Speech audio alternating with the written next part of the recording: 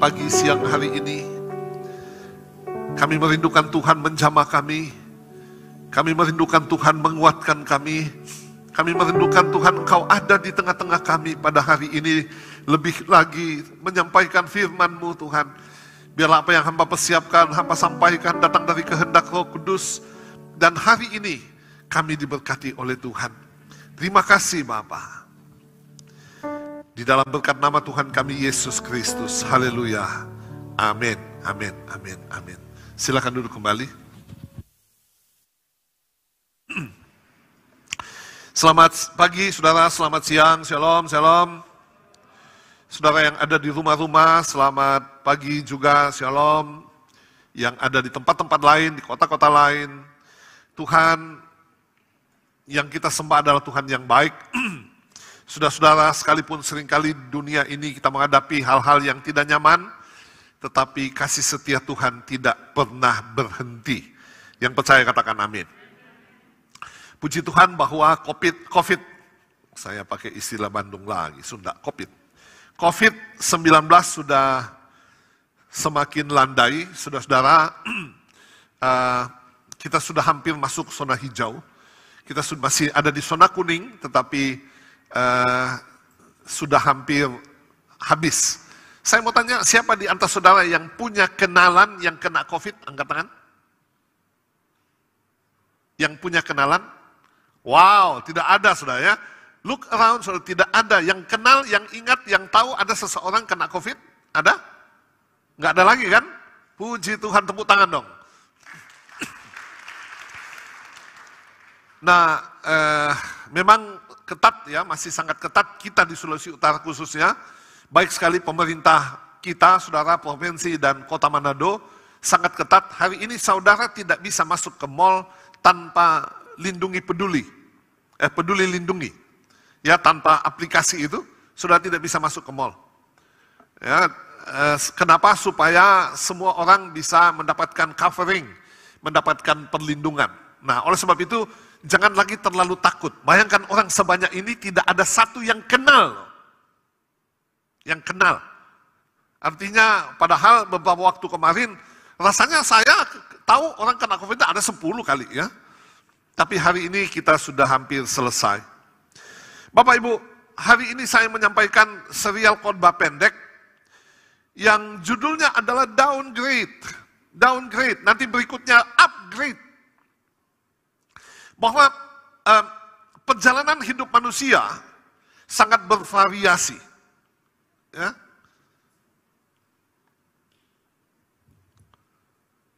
Perjalanan hidup manusia ini sangat bervariasi. Mana poin-poinnya?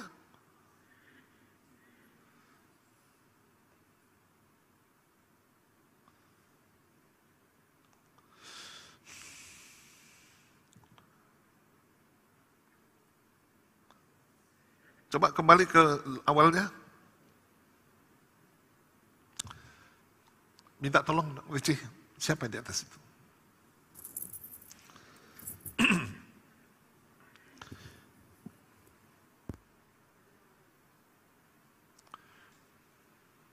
Coba saudara renungkan dalam 1 tahun ini, apa yang saudara alami? Siapa di sini 1 tahun ketawa terus? Ada? Siapa yang 1 tahun ini menangis setiap hari? Ada? Kalau saya dulu naik motor ya, dari Makassar ke Toraja, 310 kilo. Dulu tuh saya, bukan sekarang, dulu waktu masih muda, masih nyong-nyong. Jalan itu bermacam-macam, saudara. Ada yang rata seperti jalan tol. Sepi di bawah tahun 80 ya, sepi lah. Gitu ya, jalan masih, kadang-kadang masih ada yang berbatu. Naik motor. Tapi kadang-kadang ada yang tikungan. Ya, kalau hari ini sudah pergi ke Toraja naik mobil yang tidak tahan naik mobil, jangan naik mobil kecil, mendingan naik bis besar. Ya, saudara, kalau saya lewat jalan lurus saya jalan dan lewat tikungan saya berhenti, tidak akan pernah sampai ke Toraja. Hidup kita demikian, saudara. Kadang-kadang kita menghadapi tikungan, kadang-kadang kita menghadapi jalan lurus. Sangat bervariasi. Ya, Memang dunia mengatakan hidup ini seperti roda, kadang-kadang di atas, kadang-kadang di bawah. Kadang-kadang senang, kadang-kadang susah. Itu kata dunia. Tetapi memang saudara, bahasa Alkitab adalah naik dan bukan turun. Persoalannya adalah apakah kita naik terus? Kadang-kadang kita turun, saudara. Ya, bedanya bagi orang percaya adalah ketika kita turun, kita tidak meratap. Kita tidak meninggalkan Tuhan. Ya. Kita tetap kuat di dalam Tuhan. Katakan amin. Perjalanan hidup ini sangat bervariasi. Kadang-kadang naik, ada kalanya datar, ada kalanya turun.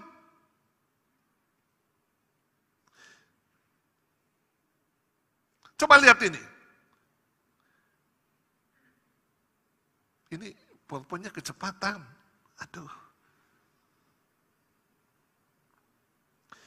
Yang naik, saudara-saudara, yang naik itu bergairah. Coba, kalau saudara baru naik pangkat, gajinya double. Ya, gajinya double. Kira-kira saudara merasa apa? Wah, jam 7 pagi sudah di kantor. Bergairah. Memiliki semangat yang baru. Yes, pangkat saya naik. Ya, gaji saya naik. Saya mesti lebih sungguh-sungguh lagi, lebih serius lagi.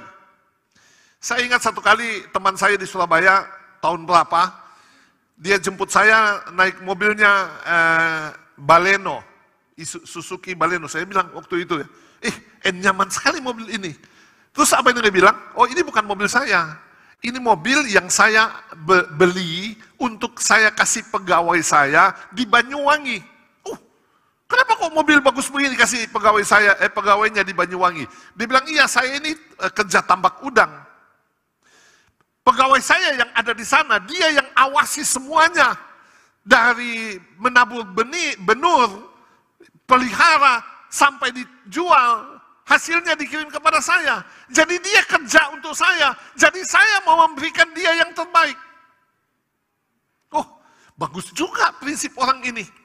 Saudara-saudara, saya percaya ketika pegawainya yang ada di Banyuwangi, yang manajer di sana, dikasih mobil sedan baru seperti ini, dia akan sangat bergairah.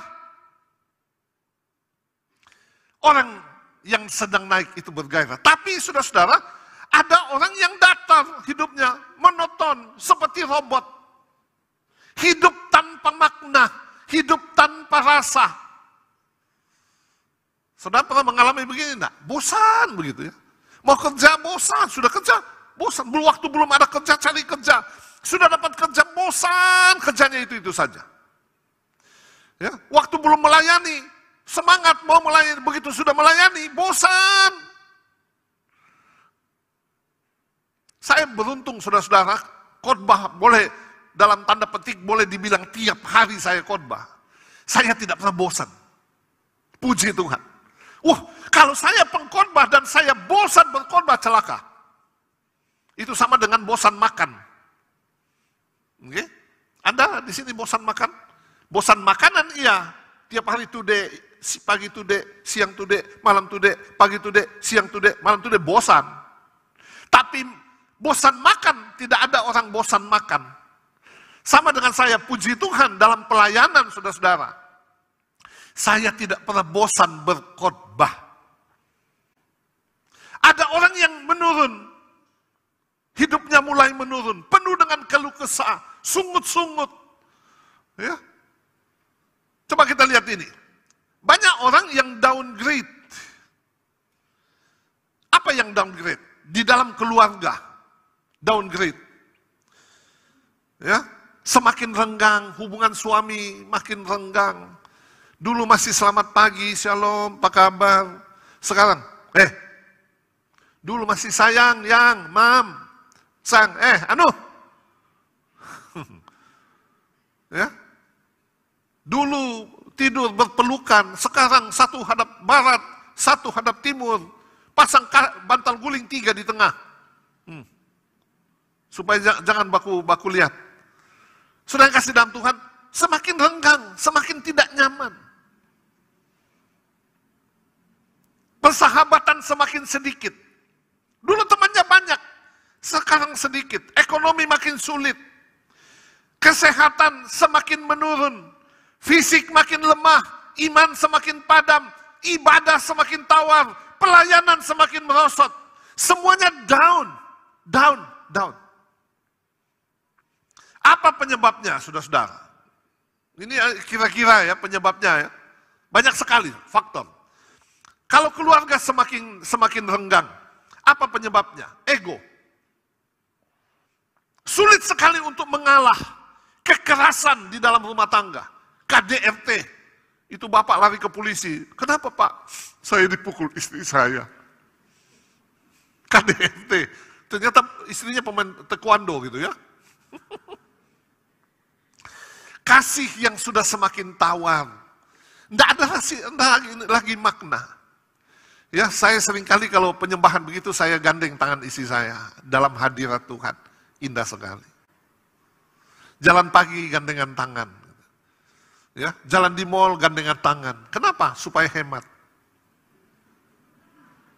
Enggak, soal ibu gembala itu paling susah belanja gitu ya.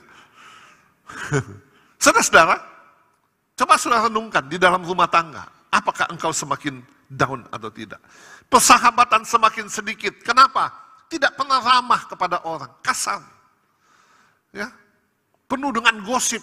Penuh dengan fitnah. Kata-kata yang membuli orang lain. Kata-kata yang memojokkan orang lain. Saudara renungkan kalimat-kalimat ini. Kalau ada padamu bilang begini, ampun Tuhan. Ampun Tuhan. Dulu temannya banyak sekali. Semakin sedikit. Orang bilang jangan jalan pada dia. Bahaya dia. Rabies. Rabies. Ekonomi yang semakin sulit. Kenapa? Malas. Malas. Bahasa Ibraninya lanto. Bahasa apa itu ya? Lanto. Lanto itu malas. Apalagi curang. Ya. Suka mengambil bukan haknya.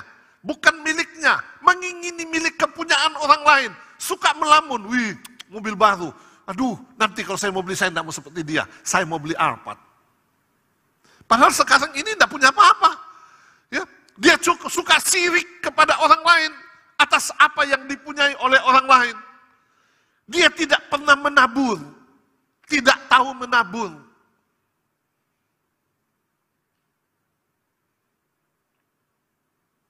Saya lagi membangun rumah di Winangun. Sebenarnya di dalam keadaan tertatih-tatih, saudara. Ya, dalam masa COVID begini membangun rumah. Nah, bagaimana caranya supaya bisa jalan? Menabur. Ya, menabur. Saya bisa tabur, apa saya tabur? I never care about money. Ya, kadang-kadang saudara-saudara, rasanya bisa selesai enggak di rumah ya? Bagaimana dengan perabotnya? Ya, apalagi lihat rumah teman beli ranjang king coil 70 juta. 70 juta saudara. Ya, king coil. Kita mau beli queen coil juga. Ada lagi yang beli ranjang dari air, dalamnya air. Ya, jadi waktu tidur itu saudara nyanyinya di tengah ombak. Tempat tidur kok dari air. Kesehatan yang semakin menurun. Kenapa? Manajemen makan dan minum. Saya sebut begitu. Ya, enggak tahu diri, makan sekenyang-kenyangnya, minum sebanyak-banyaknya. Apa yang ada di depannya dia selesaikan dengan seksama dan dalam tempo yang sesingkat-singkatnya. Tidak pernah ditawar saudara, apa saja masuk, apa saja masuk. So kenyang? Belum. Kapan ada berhenti? Lala.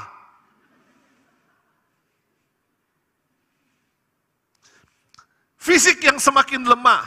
Saya sebut manajemen olah tubuh yang salah. Oke? Olahraganya tidak pernah. Saya seringkali habis jalan pagi, duduk minum kopi di rumah kopi Billy, lalu kemudian ada teman datang, pakai sepatu kets, pakai, habis olahraga? Iyo, kok nyanda basuhan? Oh kita berjalan, dari mana? Dari Oto ke rumah. Dari Oto ke sini, katanya. Ya, dia tidak jalan pagi. Ya, dia cuma pakaian olahraga, tapi dia tidak pernah olahraga. makanya subur. Ya, posisi duduk yang salah, ini contoh-contoh, ya. Posisi duduk yang salah. Kalau Anda melakukan posisi yang sama di kantor, duduk menghadapi komputer dari pagi sampai sore, percayalah saudara, ada waktunya saudara melakukan sesuatu gerakan tertentu yang tidak nyaman.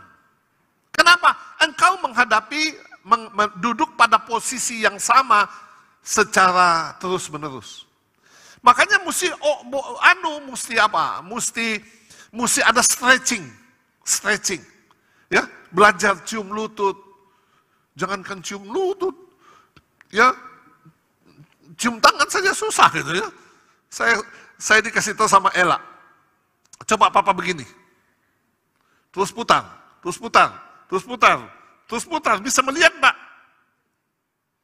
Ya, kalau enggak bisa melihat itu namanya KAKU, kaku, ya. Posisi yang salah, saudara. Ada satu bapak datang ke dokter, orang tua. Dokter, kenapa setiap saya minum kopi, saya sakit mata? Apa hubungannya kopi sama mata? Kopi merek apa diminum? Apa saja, kopi apa saja. Oh, bagaimana caranya? Saya ambil gelas, taruh kopi, siram air panas, taruh gula, aduk dengan sendok, lalu saya minum. Dokter bilang, oh kalau begitu begini. Supaya jangan sakit mata kalau minum kopi, setiap kali opak minum kopi, keluarkan sendoknya. Ternyata sendoknya di dalam begini, tongkat mata. Gitu ya.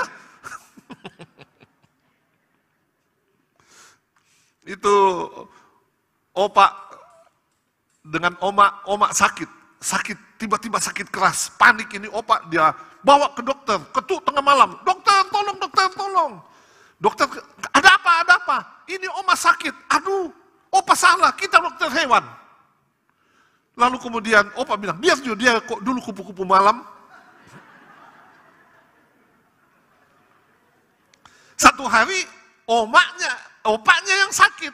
Oma panik bawa ke dokter yang sama. Lalu dokter bilang, Oma kan tahu kita ini dokter hewan. Biar dia dulu buaya darat. Sama Joko TM. Saudara-saudara, iman semakin padam. Kenapa? Hidup di dalam ketakutan. Ya, hidup di dalam kekhawatiran.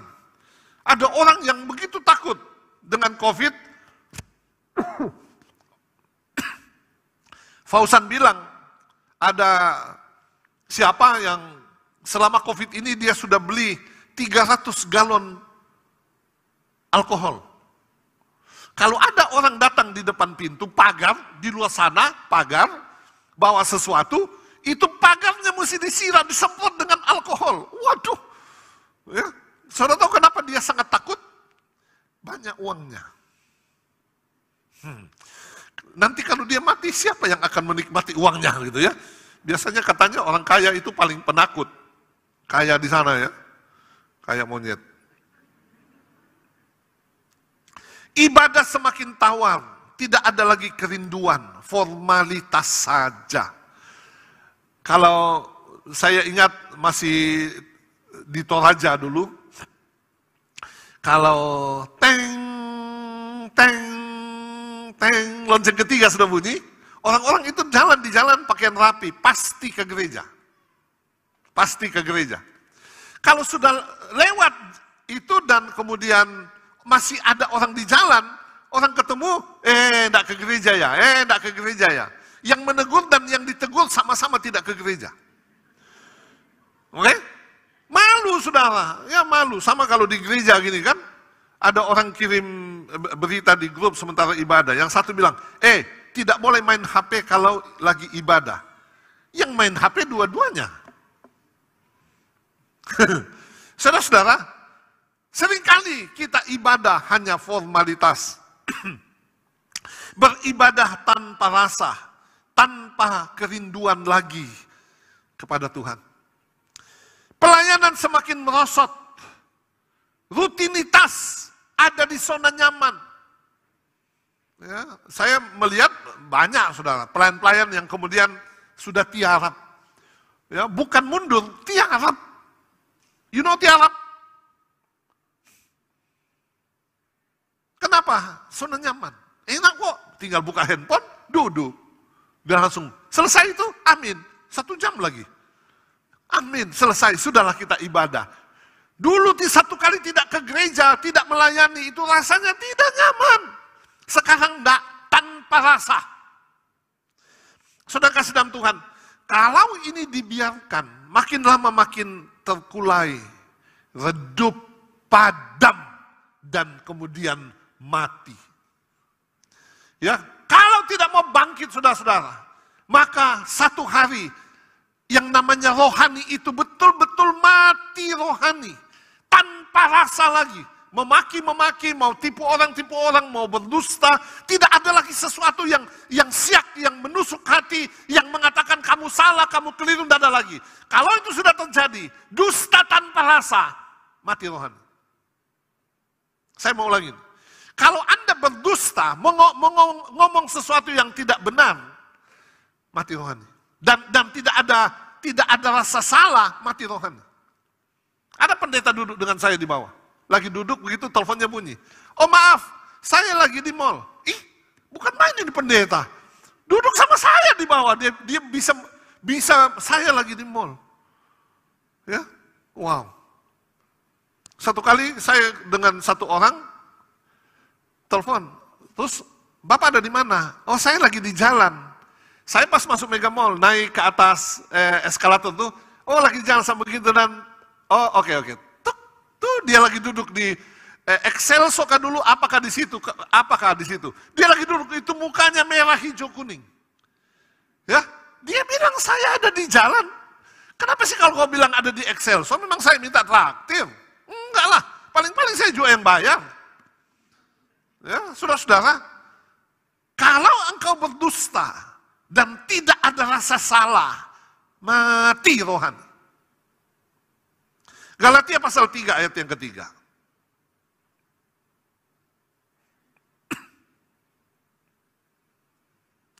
Adakah kamu sebodoh itu? Kamu telah mulai dengan roh. Apa? Maukah kamu apa? Baca sama-sama. 1, 2, 3.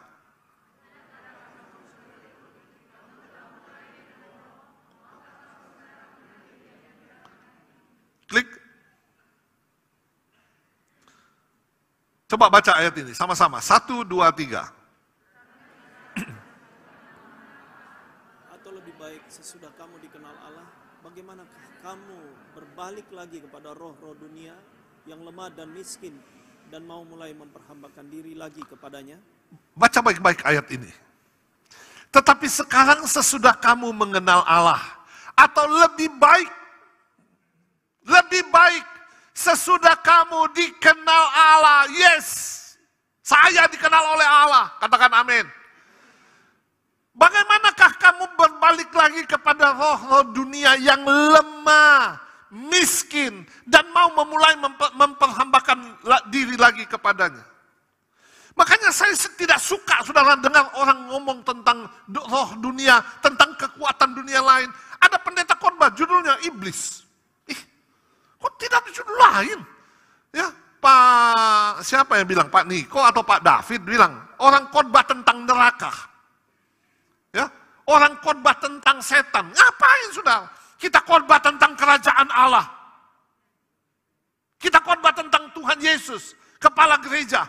Saya tidak suka bicara tentang urusan-urusan yang ngeroh-ngeroh dunia.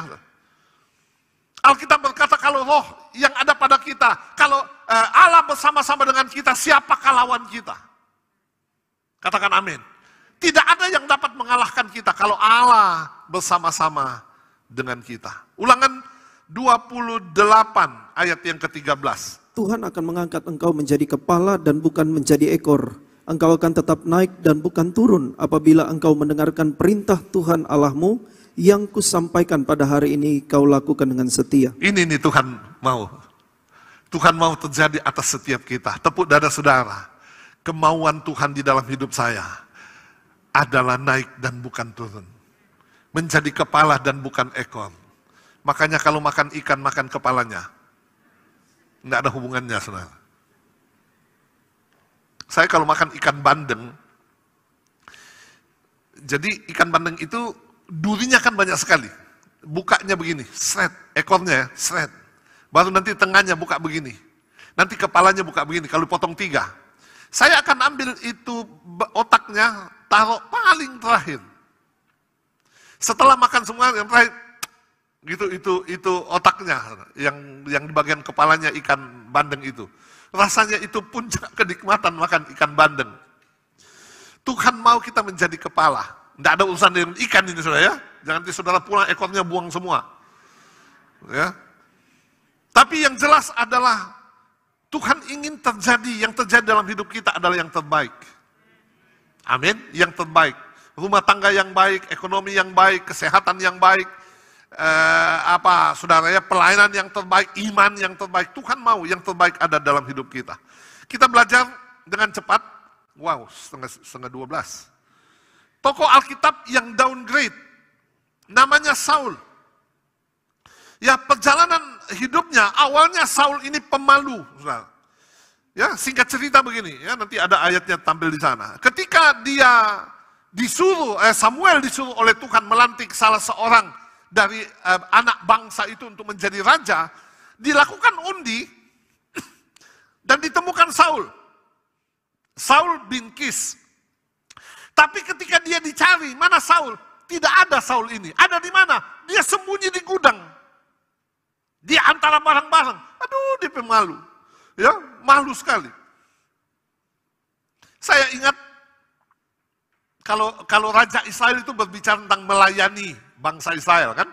Penguasa atas Israel melayani Israel. Daud menjadi gembala domba, satu hari menjadi gembala Israel.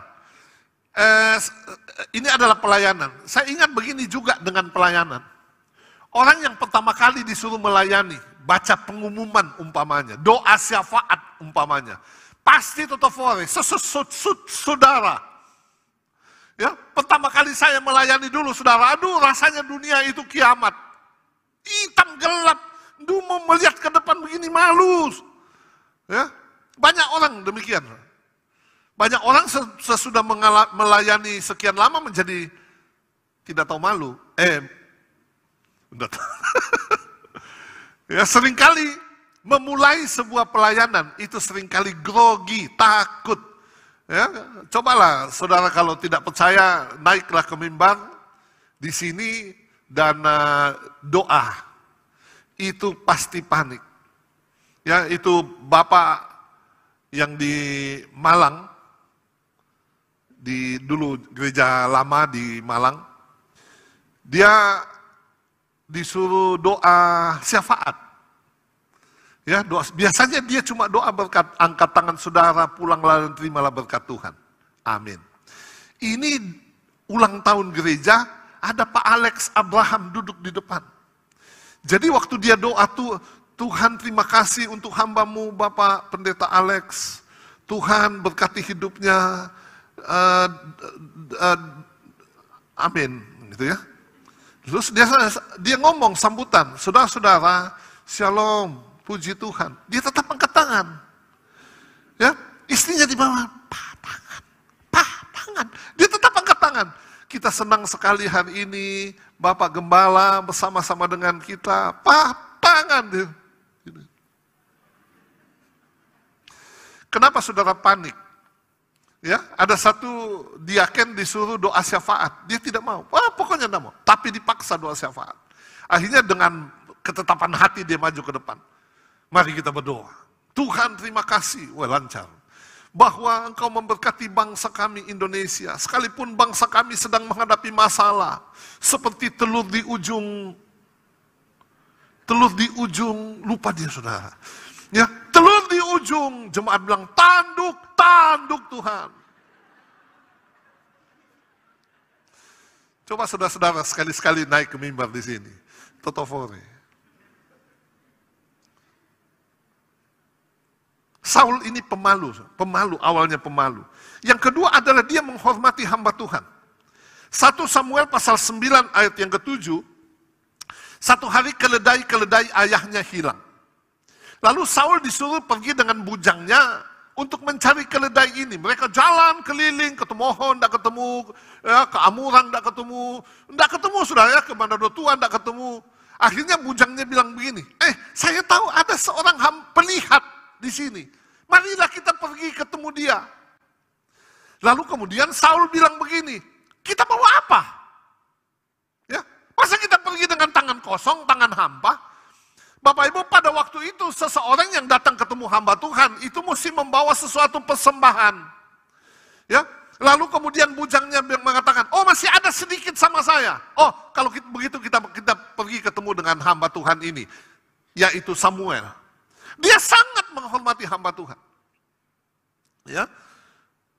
Lalu yang ketiga adalah dia rendah hati.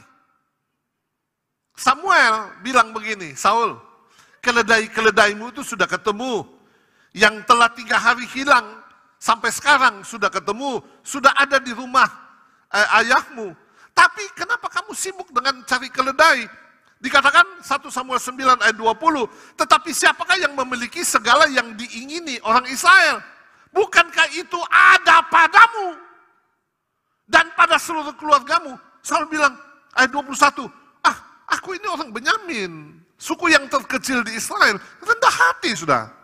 Ya. Dan bukankah kaumku yang paling hina dari segala kaum suku Benyamin? Mengapa Bapa berkata demikian padaku? Seorang yang rendah hati, awalnya dia seorang pemalu, dia menghormati hamba Tuhan, dia rendah hati. Yang keempat, dia diurapi oleh Samuel, ya, dengan minyak untuk menjadi raja Israel. Dan yang kelima adalah benar-benar dia menjadi raja atas seluruh Israel. Sudah perhatikan keadaan Saul ini. Baik sekali keadaannya, saudara-saudara. Sampai dia menjadi raja, tetapi seperti pepatah Inggris mengatakan, people change. Dulu waktu orang masih naik sepeda motor, ketemu orang shalom. Tapi ketika dia sudah naik mobil, ketemu orang bilang shalom. Dia tidak peduli. Kenapa? Saya sudah naik mobil. People change. Dulu waktu orang bukan siapa-siapa, gampang sekali kita ketemu. Tapi ketika dia sudah menduduki jabatan, menjadi pejabat, susah sekali ketemu. Ya? Makanya nanti kalau Marcel jadi wali kota, jangan susah diketemukan. Gitu ya? Ada saudara, people change. Ya? Saul ini juga change. Akhirnya apa saudara-saudara? Dia ditolak oleh Tuhan. Rejected. Ditolak oleh Tuhan. Coba kita lihat keadaannya. Memang sejak dimulai pasal 13, keadaan Saul ini makin menurun. Kejatuhan itu kelihatan. Semakin menurun, semakin memburuk. Kejayaannya sebagai Raja Israel tidak diikuti oleh ketaatan kepada Tuhan. Sekali lagi saudara-saudara, kejayaannya tidak diikuti oleh ketaatannya kepada Tuhan. Hari ini ketika Tuhan sedang mengangkat kita, jangan sampai engkau tidak taat kepada Tuhan. Katakan amin. Ya. Apa yang terjadi saudara? Saul melanggar perintah Samuel. Samuel bilang begini, sebelum engkau maju perang dengan orang Filistin, tunggu 7 hari. Sampai aku datang membawa korban persembahan kepada Tuhan. Bapak Ibu, 1 Samuel pasal 13 ayat 8. Samuel tidak muncul-muncul, sudah hari yang ke-7. Ya, hari ini Samuel mungkin sudah lewat siang, mungkin sudah masuk ke sore. Samuel tidak muncul-muncul. Saul bilang, bawa kemari korban bakaran itu. Dan dia yang membakar korban persembahan kepada Tuhan. Bapak Ibu, Saul gagal ujian waktu. 7 days. Gagal ujian waktu. Jangan sampai kita sedang mengalami ini. Tuhan sedang menguji kita. Sabar, tunggu. Sabar, tunggu. Ya, Tuhan mengatakan akan memberikan kepada kita sebuah kendaraan yang baru. Sabar, tunggu. Tapi kita tidak sabar. Akhirnya pergi pinjam uang. Ya, pinjamnya di aplikasi lagi. Yang bunganya 10% per bulan, 20% sebulan. Kemudian kita beli sepeda motor, ternyata itu adalah jebakan yang sangat jahat. Sabar, tunggu. ada waktunya Tuhan. Bukan itu jodohmu. Bu, jangan dipaksa. Aku akan memberikan kepadamu yang terbaik. Ya, dipaksa, ternyata kambing. Dia gagal mengandalkan Tuhan. Ya, karena Saul ini takut ditinggalkan oleh rakyat. Saul melanggar perintah Samuel. Ya, yang kedua adalah Saul melanggar perintah Allah. Tuhan menyuruh Saul ini pergi berperang, 1 Samuel 15. Orang-orang Amalek ini adalah orang-orang yang ada yang menghadang orang Israel ketika keluar dari Mesir di sebuah tempat namanya Rafidim. Ya, kalau kita pergi ke Sinai kita akan melewati daerah ini. Dan saudara-saudara, Yosua yang mengalahkan orang-orang Amalek ini. Musa, Harun dan Hur pegang tongkat di atas. Setiap kali Musa angkat tangan, menang Yosua. Kalau tangannya capek, Yosua kalah, dia angkat lagi. Sampai kemudian Yosua mengalahkan orang-orang Amalek. Nah, ketika zaman pemerintahan Raja Saul, Tuhan memerintahkan kepada Saul untuk pergi menumpas orang Amalek. Rajanya, rakyatnya, ternaknya, semuanya tumpas habis. Bunuh habis. Ya, ini kisah perjanjian lama. Apa yang terjadi? Saul menyelamatkan Raja Agag. Entah kenapa dia tidak bunuh ini Raja Agag. Mungkin dia mau pamer, saudara, bawa pulang menunjukkan Saul itu hebat mengalahkan raja orang Amalek, Raja Agag. Lalu kemudian dia mengambil ternak-ternak yang terbaik, domba, kambing yang terbaik, yang jelek-jelek dibunuh semuanya. Ketika dia pulang, bertemu dengan Samuel. Dia berkata, Bapak, yes, kami sudah menang. Lalu kemudian Samuel mengatakan, tapi aku mendengar suara kambing domba. Oh, enggak. Itu rakyat yang ikut dengan saya. Mereka mau mengambil korban itu untuk dipersembahkan kepada Tuhan. Saudara-saudara, Samuel marah sekali. Kamu bodoh. Ya, engkau lebih taat.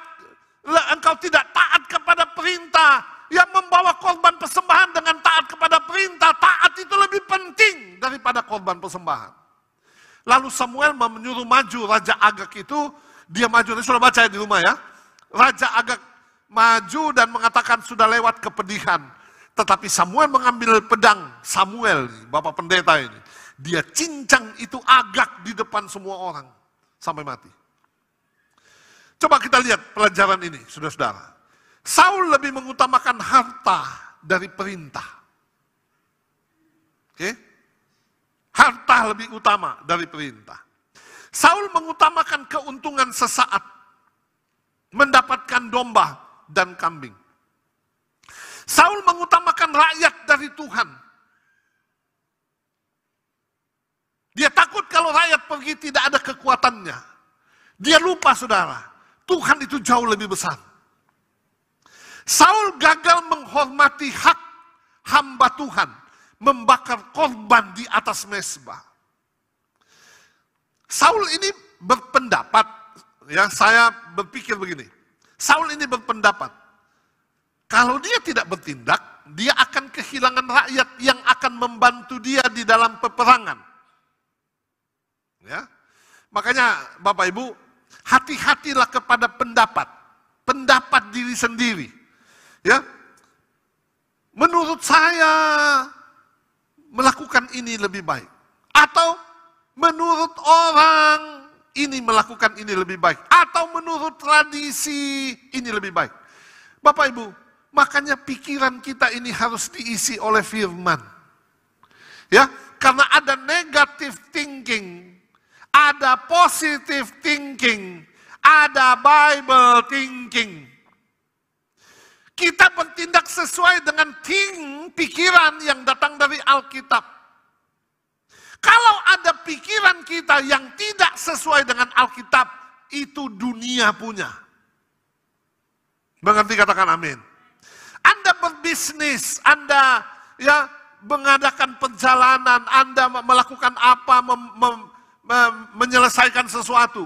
Bukan berdasarkan pendapat dunia, tapi apa kata Alkitab. Saya mau katakan kepada saudara, one Bible enough. Alkitab ini sangat cukup untuk memenuhi seluruh kebutuhan kita. Alkitab ini adalah jawaban dari seluruh kehidupan kita. Katakan amin.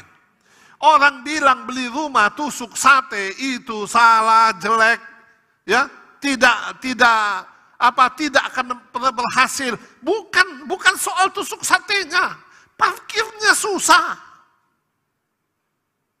Oke? Gagal ditusuk sate, iya gagal. Kenapa? Bukan soal tusuk satenya. Tapi parkirnya susah, kalau toko susah, orang tidak bisa parkir, maka tidak ada yang singgah. Sudah mengerti ini? Ini pola pikir. Jangan pikir dari tusuk sate, tapi dari, sama dengan orang kalau lewat kalau keluar kota lewat tikungan itu ada setan. Kenapa? Seringkali terjadi kecelakaan. Maka kalau kita lewat di sana kita mesti klakson, mesti buka kaca, dan kemudian bilang, permisi. Bukan, saudara, itu jalannya miring. Jalannya miring sehingga seringkali kalau orang laju ya terbalik. Seperti itu. Jalannya terlalu tajam, bukan soal ada setannya, bukan. Ya, itu urusan PU. Saya ingat zaman dulu suka pergi ke Mangkutana dari Makassar. Ada jalan kalau lewat Palopo ke sana, selalu terjadi kecelakaan. Kenapa, saudara?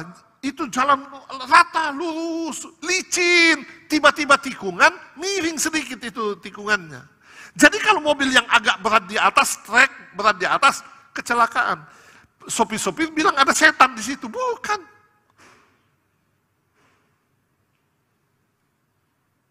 Akhirnya apa, saudara-saudara? Saul ditolak oleh Tuhan. Saul ditolak oleh Tuhan. Rejected. Hari ini, apakah kita sedang down? Ya, atau tidak? Perhatikan hidup saudara. Kalau sedang down, ayo kita bangkit. Tidak ada kata terlambat.